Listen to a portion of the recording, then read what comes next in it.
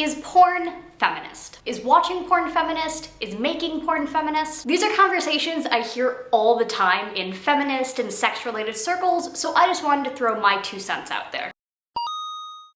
I think the first thing we always need to ask when talking about porn is, what is porn? If we go with the basic Wikipedia definition, porn is any portrayal of sexual subject matter for the purpose of sexual arousal. So porn can be a hardcore film from a major production company. It can be an indie company of 3 people shooting artsy queer sex. It can be independent performers selling clips, cam shows, or photos, or a married couple sharing their sex tapes online, or Tumblr users writing smutty Doctor Who fanfiction. I feel like it's a weirdly controversial statement to say that I don't think porn is inherently anything. It's not a monolith. When these discussions come up of whether porn is degrading or empowering or feminist or oppressive, I just find it so strange because it can absolutely be all of those things. I don't know why, as soon as the topic of porn comes up, any concept of nuance seems to go straight out the window. Imagine trying to apply those conversations to any other entertainment genre. Is comedy feminist? Well, no. There are feminist comedians and there are very not feminist comedians,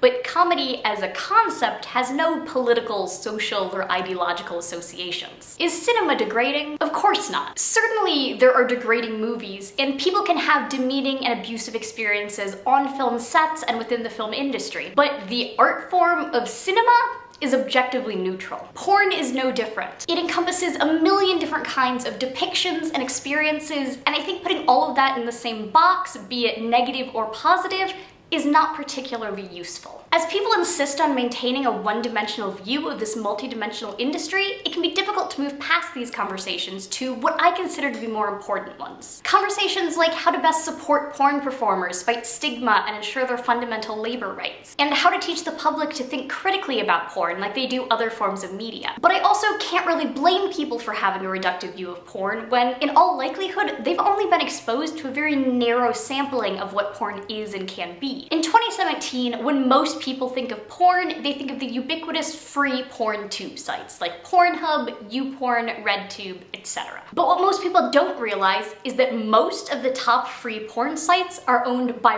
one company called MindGeek. And the ones that aren't are, for the most part, just cloning MindGeek's model. So when you do a general search for porn, the top results you get aren't going to be a fair representation of a vast and diverse industry. They're going to be a homogenized selection of what a single corporation believes its target audience, i.e. straight men, want. Imagine only getting one TV channel and thinking that, say, Fox News is representative of all television. I'm going to link a really fantastic article in the description about how the MindGeek porn monopoly influences the types of porn we see and the types of porn we seek out. But suffice it to say, whatever your view of porn is, I guarantee that if you really look, you will always be able to find porn that subverts those expectations. And that's why I'll never be comfortable painting it all with the same brush. What are your thoughts? Let me know down in the comments. Thanks for watching, and I'll see you next time.